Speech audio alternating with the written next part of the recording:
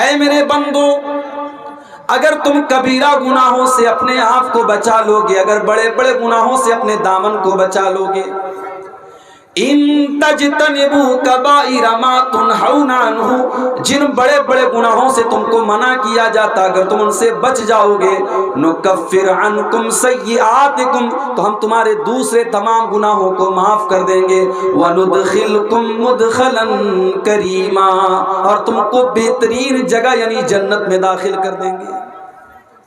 کبیرہ گناہوں سے اگر انسان اپنے دامن کو بچا لے، اللہ کا وعدہ ہے اللہ اس کو جنت میں داخل کرے گا، اس کے صغیرہ گناہوں کو معاف کرے گا۔ اور اگر کبیرہ گناہ بھی ہو گیا تو شریعت میں ایک آپشن ہے توبہ کا، انسان اللہ سے توبہ کر لے، اللہ سے معافی مانگ لے، اللہ کے سامنے آنسو بہا لے، اللہ کے سامنے شرمندہ ہو جائے، اللہ کے سامنے پశ్چاتاپ کر لے، آنسو بہا لے، اللہ کے سامنے رو لے، گڑ گڑا لے، اللہ معاف کر دے۔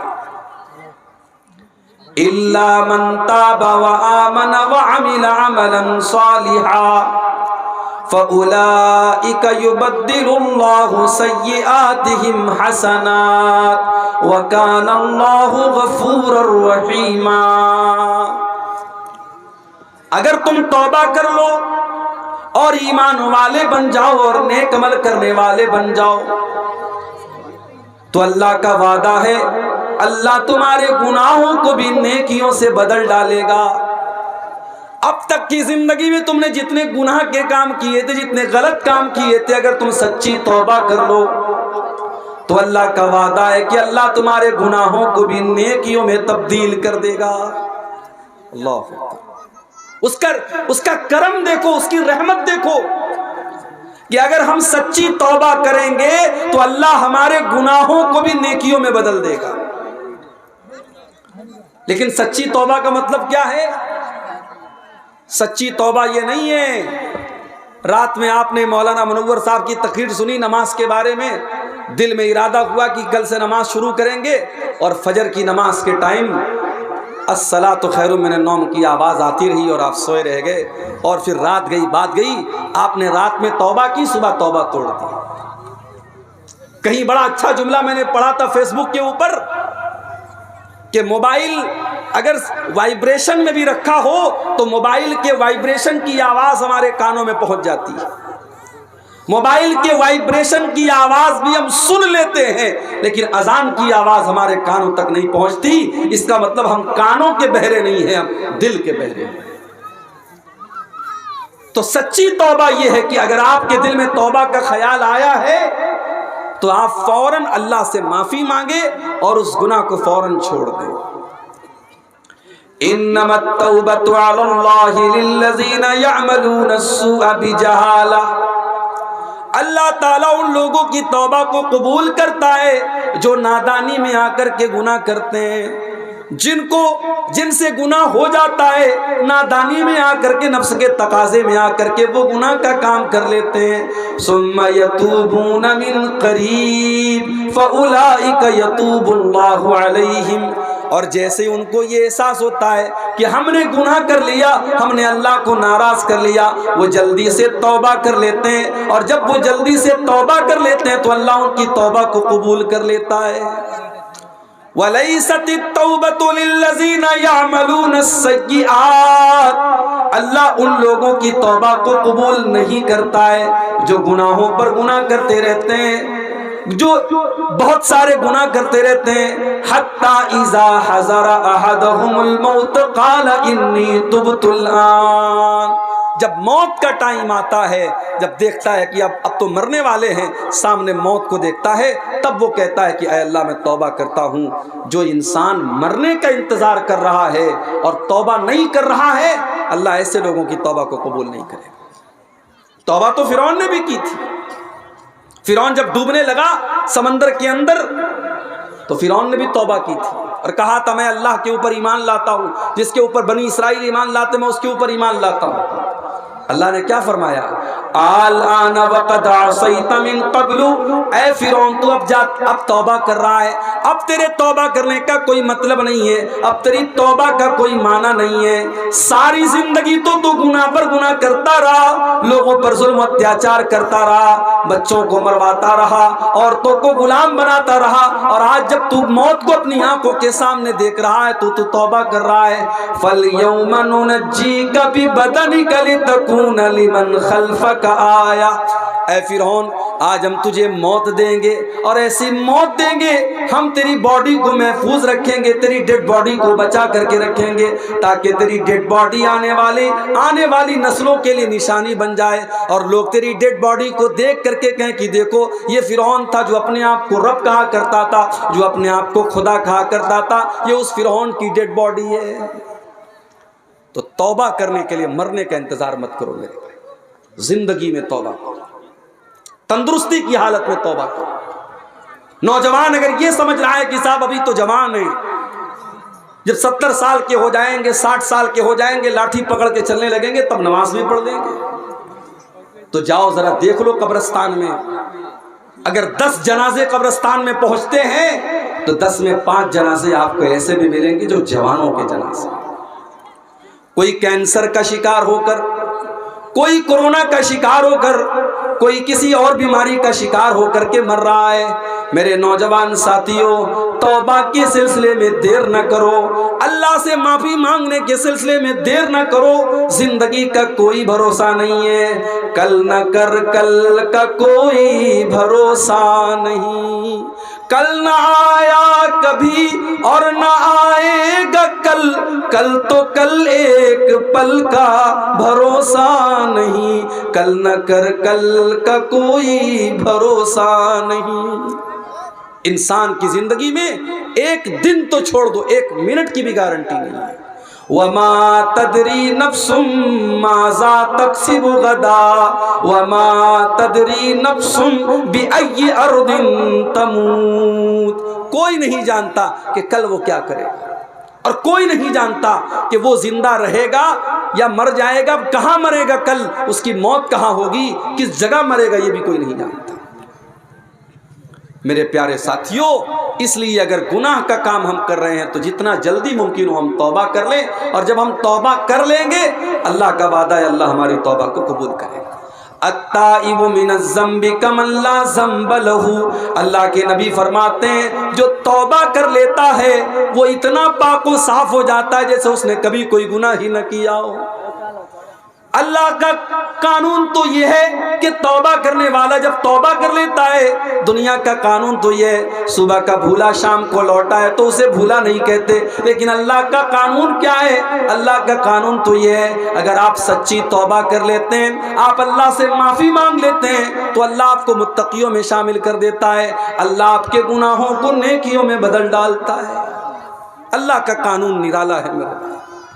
جانتے ہو دنیا میں اگر ہم کسی سے کچھ مانگتے ہیں تو جس سے ہم مانگتے ہیں وہ ناراض ہوتا ہے، اگر ہم کسی سے بار بار سوال کریں، بار بار مانگے تو سامنے والا کہتا ہے یار عبدالغفار صاحب آپ نے میرا گھر دیکھ لیا ہے، آپ بار بار مجھ سے مانگ رہے ہیں، ناراض ہو جاتا ہے۔ یہ دنیا کا قانون ہے۔ دنیا کا قانون یہ کہ بار بار کسی کے سامنے ہاتھ پھیلاؤ گے، بار بار اس سے مانگو گے، بار بار سوال کرو گے، وہ ناراض ہو جائے گا۔ لیکن اللہ کا قانون کیا ہے؟ اللہ کا قانون یہ ہے وَقَالَ رَبُّكُمُ ادْعُونِي أَسْتَجِبْ لَكُمْ إِنَّ الَّذِينَ يَسْتَكْبِرُونَ عَنْ عِبَادَتِي سَيَدْخُلُونَ جَهَنَّمَ دَاخِرِينَ۔ اللہ کا قانون یہ ہے کہ جو اللہ سے نہیں مانگتا ہے، جو اللہ کے آگے ہاتھ نہیں پھیلاتا ہے، اللہ اس سے ناراض ہوتا ہے۔ تو مجھ سے مانگ کیوں نہیں رہا ہے؟ میرے بندے تو میرا محتاج ہے۔ یا ایھا الناس انتم الفقراء الی اللہ، اے انسانوں تم سب کے سب میرے فقیر ہو، میرے محتاج ہو، تم میرے آگے ہاتھ کیوں نہیں پھیلاتے ہو؟ تم مجھ سے مانگتے کیوں نہیں ہو؟ اگر مجھ سے نہیں مانگو گے تو ہم تم سے ناراض ہو جائیں گے۔ جو اللہ سے نہیں مانگتا مانتے، جو تکبر کرتے، جو گھمنڈ کرتے ہیں، اللہ کہتا ہے وہ ذلیل ہو کر کے جہنم میں ڈالے جائیں گے۔ عربی کا ایک شاعر کہتا ہے اللہ یغضب حین یترک سؤالہ، جب اللہ سے نہ مانگا جائے تو اللہ ناراض ہو جاتا ہے۔ وبنی آدم حین یسأل یغضب، اور انسان سے جب مانگا جاتا ہے تو وہ ناراض ہوتا ہے۔ اللہ سے نہ مانگو تو اللہ ناراض ہوتا ہے، اور بندے سے مانگو تو بندہ ناراض ہوتا ہے۔ توبہ کرنے والا جب توبہ کرتا ہے تو اللہ اس کے گناہوں کو بھی نیکیوں میں بدل دیتا ہے۔ اللہ کے قانون بڑے نرالے ہیں میرے بھائی۔ ہم جب کسی نیکی کا ارادہ کرتے ہیں، رات میں عشاء کی نماز پڑھی، امام کے ساتھ 4 رکعت ہم نے عشاء کی نماز پڑھی، پھر 2 رکعت ہم نے سنت بھی پڑھ لی، پھر وتر کی نماز پڑھنے کے لیے کھڑے ہونے لگے، اچانک ذہن میں آیا کہ چلو آج تہجد کی نماز پڑھ لیتے ہیں۔ گھر آیا، بستر پہ سونے لگا، اپنے موبائل کے اوپر اس نے الارم بھی لگا دیا کہ 3 بجے میری نیند کھل جائے۔ 3 بجے کا الارم اس نے لگا دیا، 3 بجے اٹھ کر کے میں تہجد پڑھوں گا۔ اس نے موبائل پر الارم بھی لگا دیا، رات میں سو گیا، تھکا ہارا آیا تھا، بستر پہ لیٹا تو گہری نیند آ گئی، اور 3 بجے موبائل کا الارم بجتا چلا گیا، اس کی نیند نہیں کھلی یہاں تک کہ فجر کی اذان کا ٹائم ہو گیا۔ وہ تہجد کے ارادے سے سویا تھا، اس نے تہجد کی نماز نہیں پڑھی تھی، لیکن چونکہ وہ ارادہ کر کے سویا تھا۔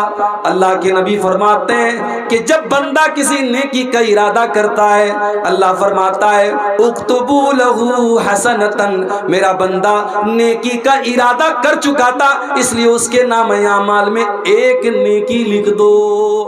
ایک نیکی صرف ارادہ کرنے پر ملتی ہے، اگر بندہ پکا ارادہ کر لے تو ایک نیکی تو اس کو ارادہ کرنے پر مل جاتی ہے، اور اگر بندہ وہ نیکی کر لے تو اللہ کے نبی فرماتے ہیں کہ اللہ فرماتا ہے اکتبوا لہ عشرۃ حسنات، میرے بندے کی 10 نیکیاں لکھ دو۔ ایک نیکی کا ثواب اللہ تعالیٰ 10 نیکی کے برابر دیتا ہے، اور نیکی کا صرف ارادہ کر لیا جائے تو ایک نیکی کا ثواب دے دیتا ہے۔ اس کے اپوزٹ چلے آؤ، بندہ کسی گناہ کا ارادہ کرتا ہے، اس نے شراب پینے کا ارادہ کیا، اس نے چوری کا ارادہ کیا، اس نے زنا کا ارادہ کیا، اس نے کسی غلط کام کرنے کا ارادہ کیا، اللہ فرشتوں سے کہتا ہے انظروا، فرشتوں نظر رکھو، فرشتوں میرے بندے کو واچ کرو، اگر میرا بندہ یہ گناہ کر لیتا ہے تو اس کے نام اعمال میں ایک گناہ لکھنا، 10 مت لکھنا۔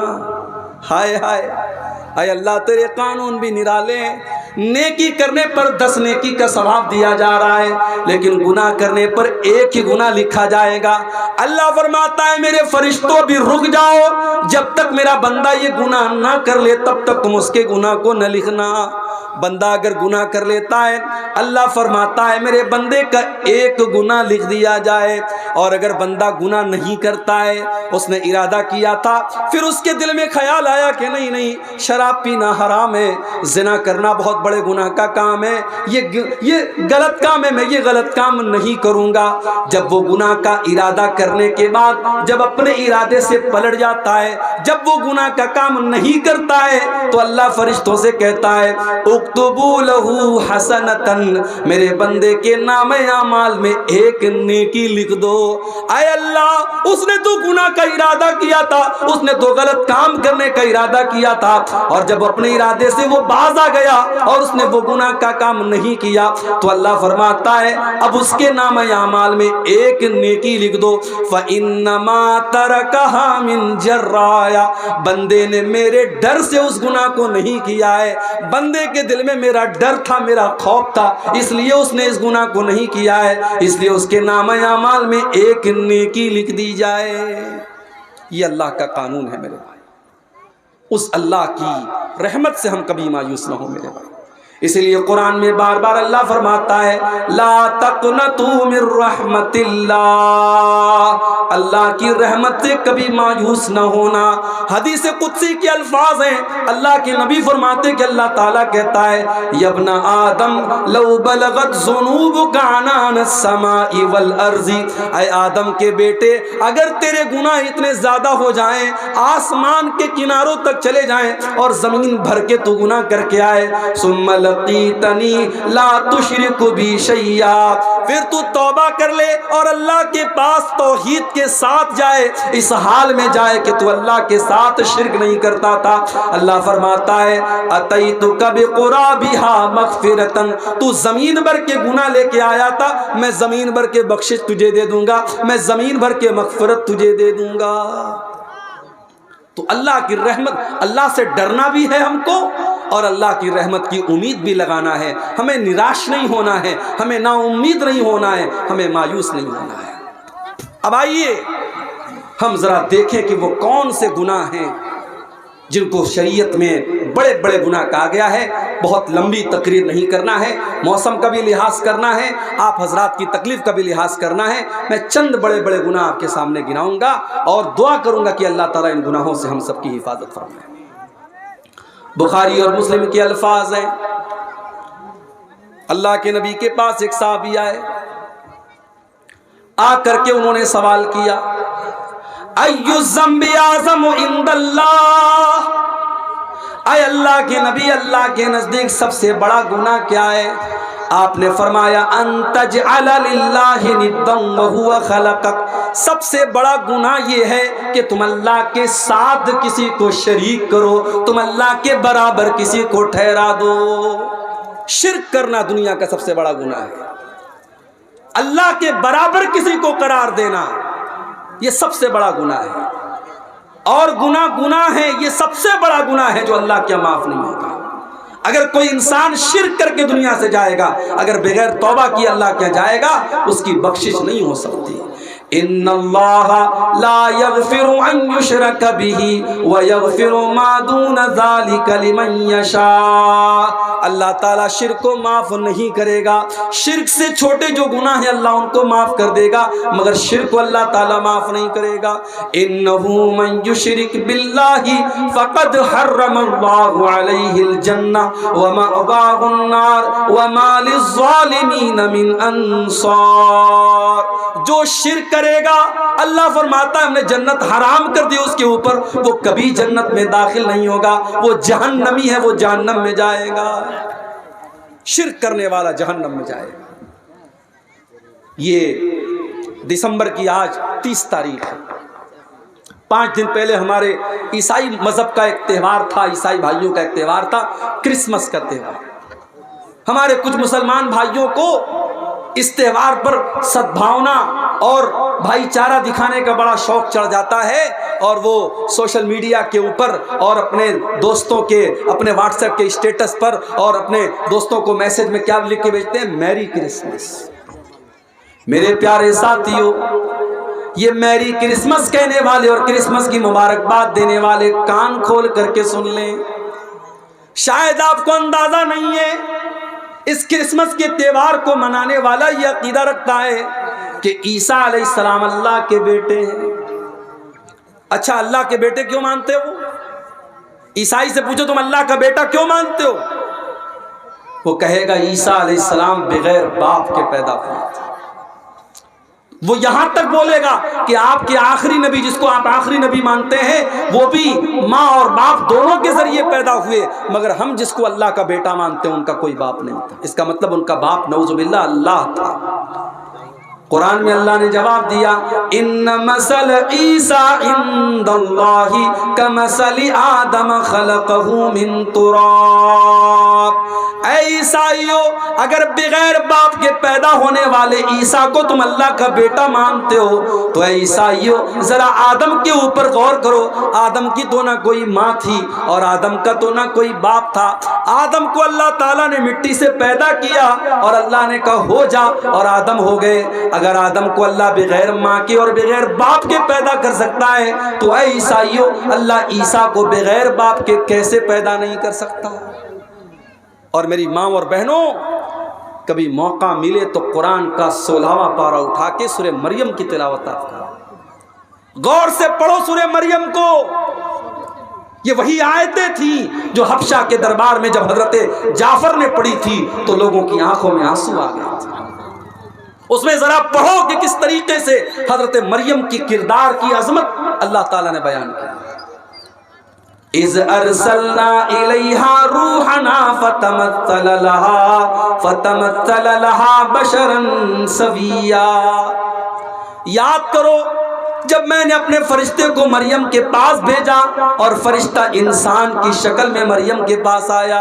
قالت، حضرت مریم نے کہا تو دور ہو جا مجھ سے، اگر تو اللہ سے ڈرنے والا ہے میرے قریب نہ آنا، تو دور ہو جا، تو کون ہے میں نہیں جانتی، میرے قریب نہ آنا، اگر تو اللہ سے ڈرنے والا ہے تو مجھ سے دور ہو جا۔ قال انما انا رسول ربک لأہب لک غلاما زکیا۔ فرشتہ بولا اے مریم تم ڈرو نہیں، میں اللہ کا فرشتہ ہوں اور میں تم کو خوشخبری سنانے آیا ہوں، تمہارے پیٹ سے ایک بچہ پیدا ہونے والا ہے، عیسیٰ پیدا ہونے والے، اللہ کا نبی پیدا ہونے والا ہے۔ قالت انا یکون لی غلام ولم یمسسنی بشر ولم اک بغیا۔ حضرت مریم نے کہا مجھے بیٹا کیسے پیدا ہوگا، میرا تو نکاح بھی نہیں ہوا ہے اور آج تک مجھے کسی انسان نے ٹچ نہیں کیا ہے اور میں کوئی بچلن عورت بھی نہیں ہوں، مجھے بیٹا کہاں سے پیدا ہوگا، تم کیسی بات کر رہے ہو۔ قال کذالک قال ربک هو علی حی ولنجعلہ آیۃ للناس ورحمۃ منا۔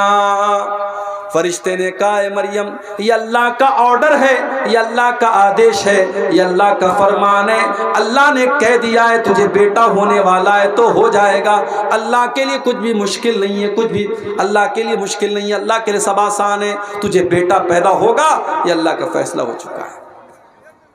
فَحَمَلَتْهُ فَانْتَبَذَتْ بِهِ مَكَانًا قَصِيًّا۔ حضرت مریم اللہ تعالیٰ کے حکم سے پریگننٹ ہو گئی، گربھوتی ہو گئی، ان کے پیٹ میں عیسیٰ علیہ السلام پلنے لگے۔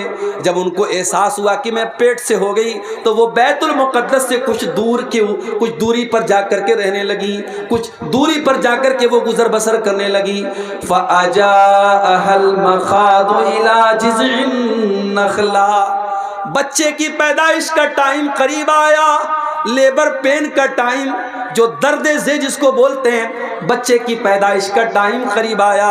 حضرت مریم ایک کھجور کے پیڑ کے پاس جا کر کے سہارا لیتی ہیں اور سوچنے لگتی ہیں کل یہ بچہ پیدا ہوگا، لوگ میرے کیریکٹر پر سوال اٹھائیں گے، لوگ میرے کردار پر سوال اٹھائیں گے۔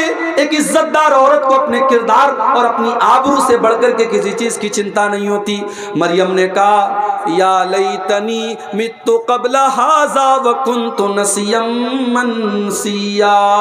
اے کاش میں مر گئی ہوتی، اے کاش مجھے کوئی جاننے والا نہ ہوتا، میں بھولی بسری ہو گئی ہوتی، مجھے کوئی یاد کرنے والا نہ ہوتا۔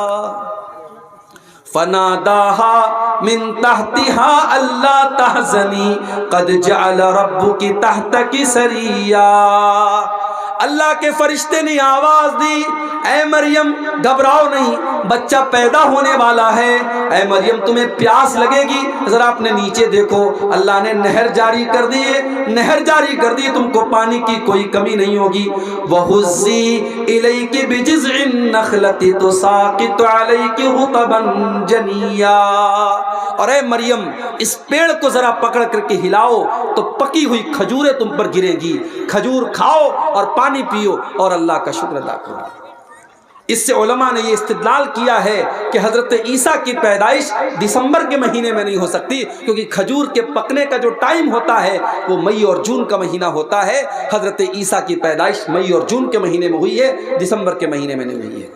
فَإِمَّا تَرَيِنَّ مِنَ الْبَشَرِ أَحَدًا فَقُولِي إِنِّي